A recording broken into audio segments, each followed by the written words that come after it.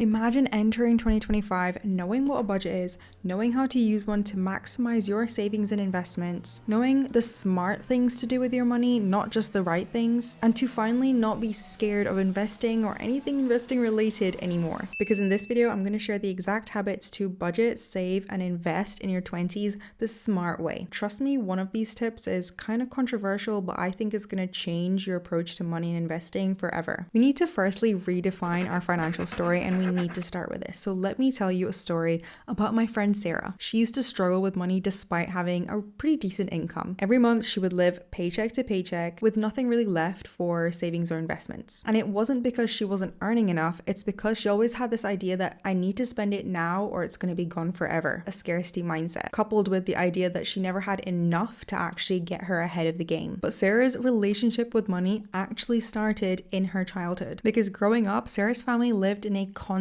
state of financial anxiety. She remembered her parents arguing about bills and not having any money left, and she'd always hear things like, oh, we could never afford that, or things like money doesn't grow on trees. And these moments stuck out in her mind enough so that she ended up internalizing this belief that money didn't grow on trees, it was limited, and it was always something to worry or stress about. And this mindset obviously followed her into adulthood, and she's unknowingly kind of replicated those patterns in her daily life. So when she received her payslip, her first instinct was to spend it on things that would make her feel better about the fact that she finally had this money, as a way to counteract that financial stress that she felt growing up. And she'd tell herself internally that she needs to enjoy it now before it eventually just goes away. And because of this underlying fear that it was always going to go away, she avoided saving for the future or planning for the future, thinking it would always be this kind of losing battle. But the day that Sarah decided to do something different was the day that she finally had enough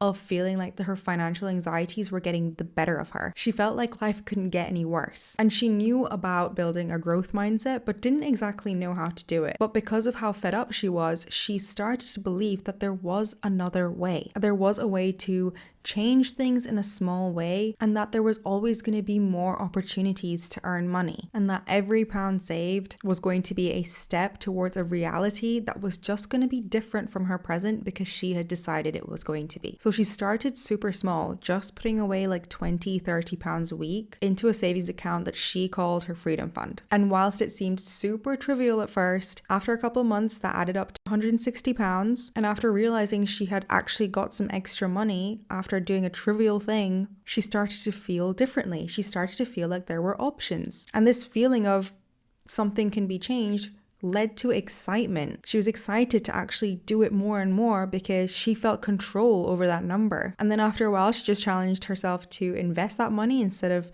leaving it to sit in a savings account. And fast forward a year from that, she invests regularly, saves regularly, and doesn't have this fear that money is running out anymore, because it's not. And what changed for Sarah wasn't her income, it was literally her mindset and approach to what she did with her money. She went from scarcity to growth, and her entire financial life transformed. And that is the power of a money mindset glow up. So the first thing to do is to understand your financial habits, your financial reality, and where they came from. And you can take ownership of where they came from without shame, because all of us have that. All of us have deeply ingrained and embedded views and opinions about money that have been influenced by our childhood. So this might be the hardest step of them all, as it requires you to face these deep feelings of anxiety or guilt or shame around money. But trust me when I say these feelings are a lot bigger in your head, and once you take them out of your head, you can actually do something about them. But the longer they stay in your head, the longer we can't do anything with them. So try to write down a summary of your money story,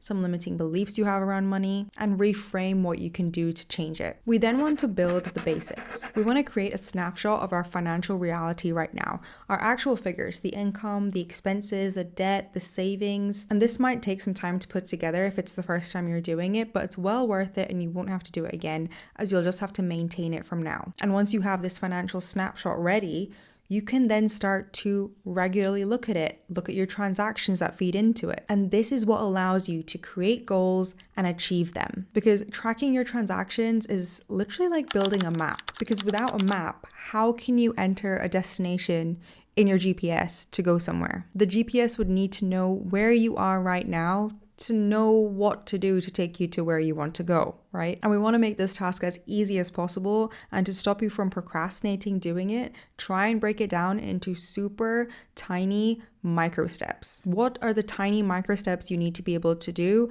to track your expenses every regular interval? So if that's every week, 2 weeks, or a month, think about things like downloading your statements, creating a cozy routine for yourself to actually carry out this process, having a tracker ready to copy and paste all your transactions into and categorize them, even logging into your bank account to download the statements itself.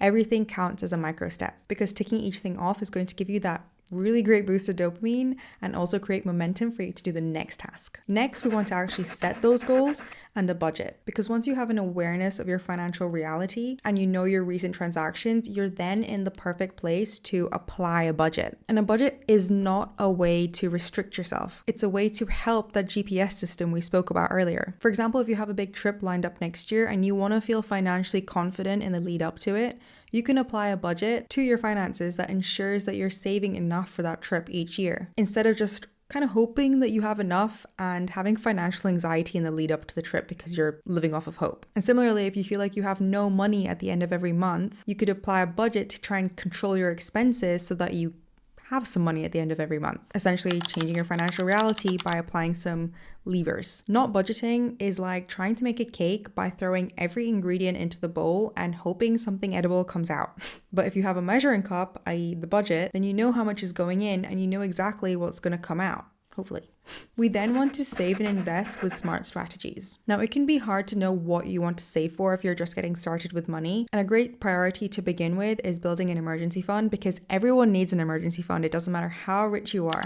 Everyone would have an emergency at some point in their lives. And the goal amount for this should be around 3 to 6 months for your living expenses, which you'd hopefully know by now if you have a snapshot of your financial reality. But the goal amount isn't something you need to try and rush towards in the next few months. This is a target for you to realistically try and hit in a way that you can hit depending on how much your income is and how much your expenses are over the next few months, or however long it takes you to get there. And because an emergency fund is for emergencies, try to keep it in an account that's easy to access and is all cash and is separate from your other spending so that it's not easy to accidentally spend it. Another great savings habit is to build sinking funds. Now, these are pots of money for things that you want to pay for in the short or medium term. So for me, this is things like my credit card bill, insurance, new big purchases, and I love to use travel sinking funds for big trips coming up. And the smart girl hack here is to put your sinking funds, or pots of money that you are going to spend in the short to medium term, into high interest savings accounts. This is to maximize the kind of returns you'd get on that money instead of just leaving it in a 0% account, because high interest savings accounts are essentially just free money, as well as secondly, automating the transfers that you're making into any savings accounts to happen as soon as you get paid so that you're spending around your savings,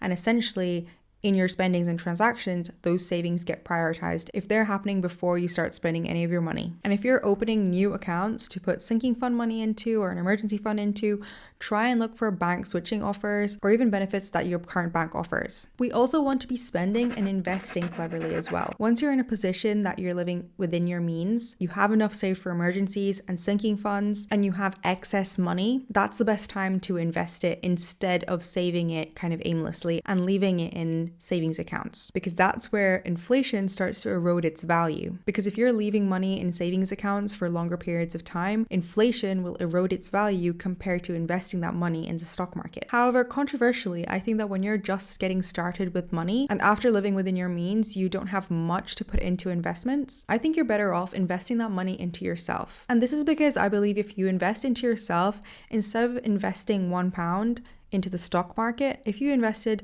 £1 over time into yourself so that you're able to turn that £1 into maybe 10 or £100 and investing that money, that's a much better return and also use of your time than just trying to invest minimal amounts. And when I say invest into yourselves, I mean investing into the development of higher income skills, a higher salary, or a business so that you're able to generate way more money than you can invest to get better returns. And when it comes to spending, the money experts aren't lying when they say that the key to building wealth is living within your means and avoiding lifestyle inflation. And simply put, this is building the skill of not needing status or external validation from the people around you. If you don't need status and external validation to be happy, you will then not spend money to earn it. And this is a skill that will pay off multiple dividends over the course of your life. So if there's anything you take away from this video today, it's that the ability that you can build to give yourself internal validation will be the thing that allows you to then keep your expenses at a minimum, because then you don't fall trapped to lifestyle inflation, which then allows you to save and invest more and more over time because you're always living within your means. So the more you understand the relationship and the correlation between not needing status and building wealth, the richer you will be overall. So just to summarize, we're going to redefine our financial story and our key money beliefs. We're going to build financial awareness by creating a financial snapshot of where we're at right now, tracking those transactions regularly with a plan. We're going to set goals and budget, using budgeting as a tool to actually achieve those goals, not to restrict yourself. And we're going to prioritize two things: building an emergency fund and sinking funds, utilizing automated savings and high interest savings accounts for sinking funds and any other short to medium term savings. Once we start living within our means, having that emergency fund buffer and keeping our spending on lock, we're going to invest wisely into the stock market. And we're going to try and consider investing into ourselves before trying to just funnel every spare pound and penny into the market. And finally, we're going to practice mindful spending and not needing status as we progress in life financially, professionally, and personally. So what is the one step that you want to do, and how are you going to commit to doing it this week? Let me know what your financial glow up plan is for the next month or the next year in the comments below. And if you're interested to learn the 8 things I did at 21 to be financially stable at 28, you might want to watch this video here. Thanks for watching, guys, and I'll see you next week.